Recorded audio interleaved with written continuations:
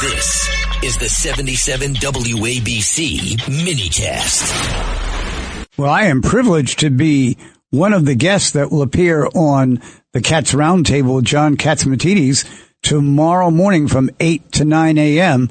Don't miss it. James, do you think I should, go home and shower up and come back, or should I just take a nap here and wait for John to show up at 8 o'clock tomorrow?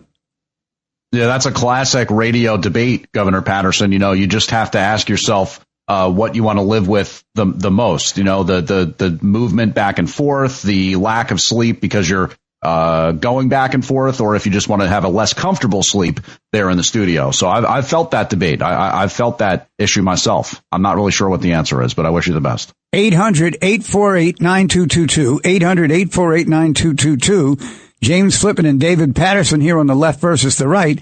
In an era, James, where I think it's almost more difficult than ever to define the differences between left and right, because it just seems to me that a number of people who I assessed as having one, basic view actually have a lot of views. And inevitably, after you listen to them talk, you don't really understand what they're talking about.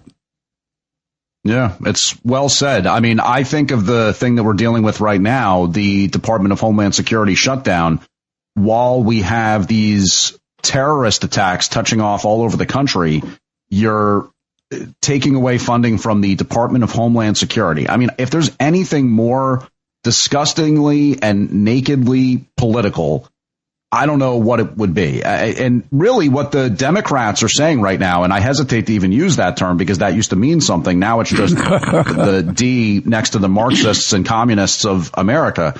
Let's shut the government down because of an agency that enforces citizenship laws.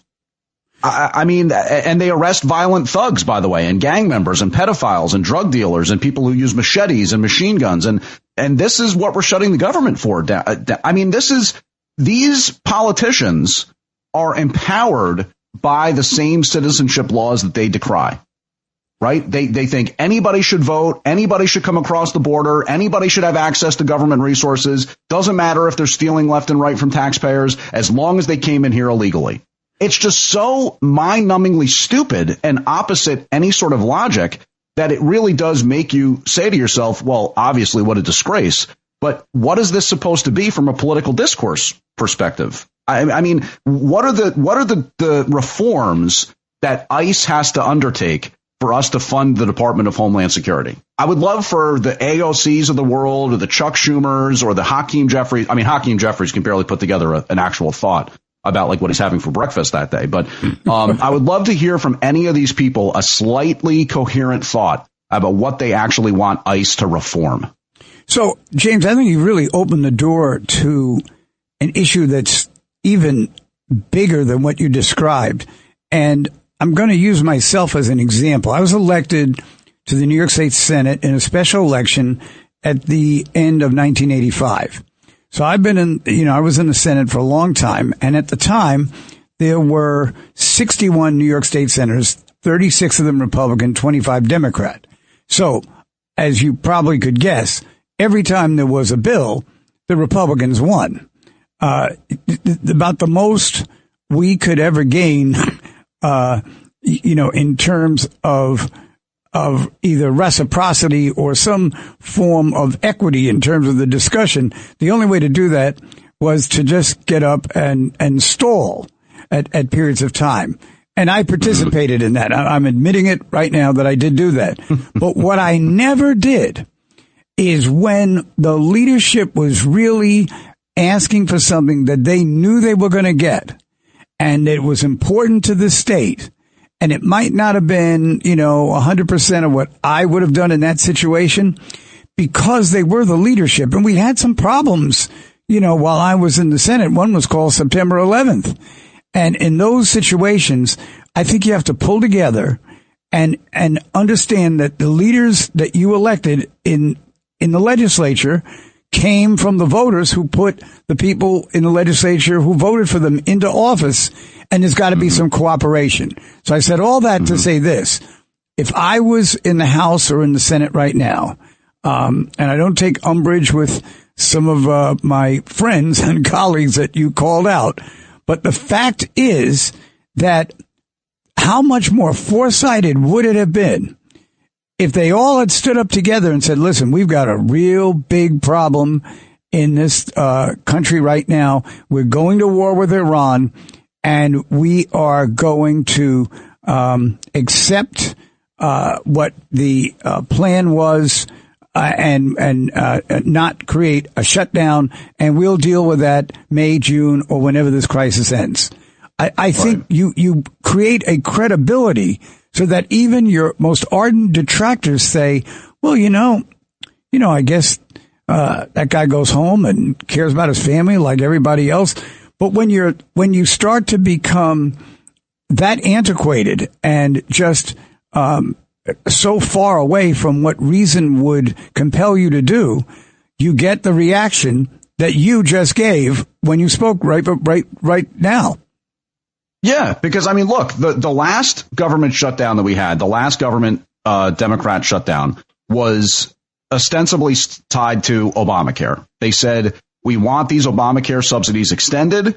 We're digging our heels in. We're so concerned about the state of health insurance and health care in America that we will take this step to stop TSA workers and air traffic control workers from getting paid and all this kind of stuff. Will cause total chaos in the airline industry, which is, of course, happening again this time around because of the Obamacare subsidies. And it was up against the election, and people thought, OK, that's kind of a legitimate argument, I guess, Obamacare and health insurance, and everybody deals with that.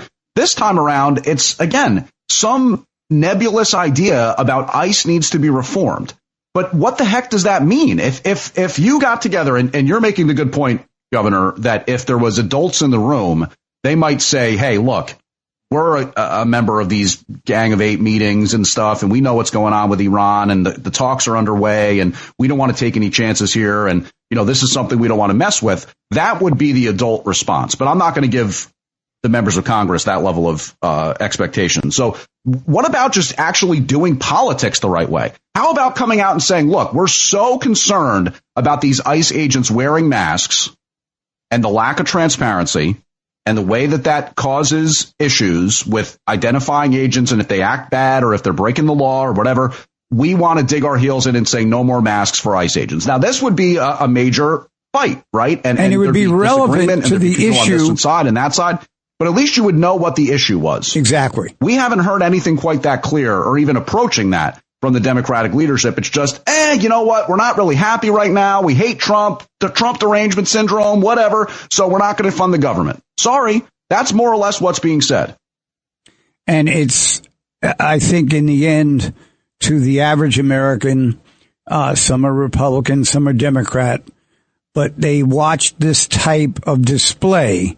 And that's where the failure to respect the government starts to raise its ugly head, where people start talking about not even voting and other things that they probably won't do.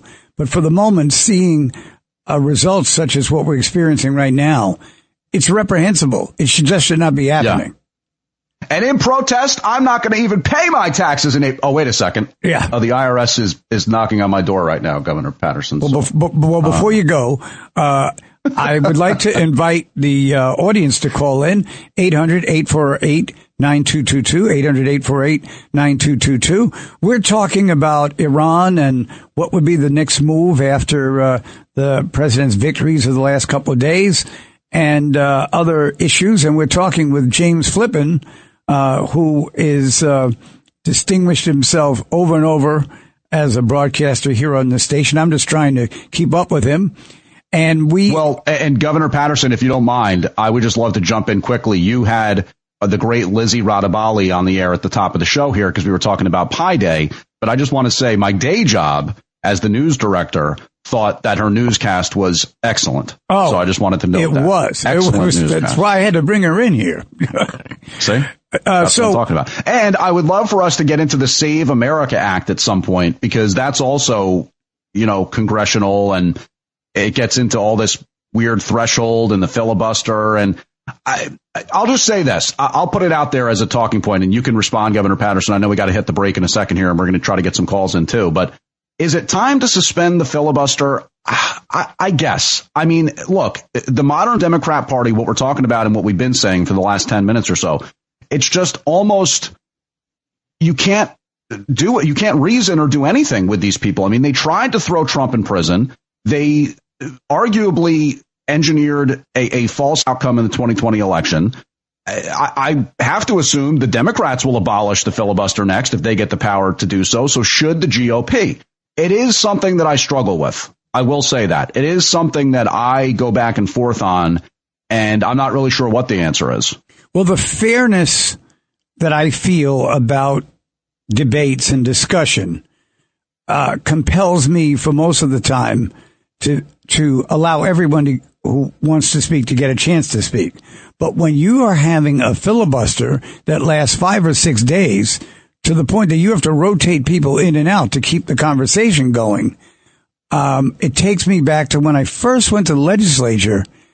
And at that time, my view was there should be a reasonable amount of time that each side gets to present its case, and then it's time for a vote. So I was and am coming back to being anti-filibuster. Not even without your dragging me along, James. I'm there. I hope you're happy. I'm always happy with you, Governor Paterson. I'm never unhappy with you. I'll say that much. So let's go to. I may disagree with the general Democrat Party, but Let's go to a quick break. Please join us, 800-848-9222. That's the phone number. The great James Flippen is here.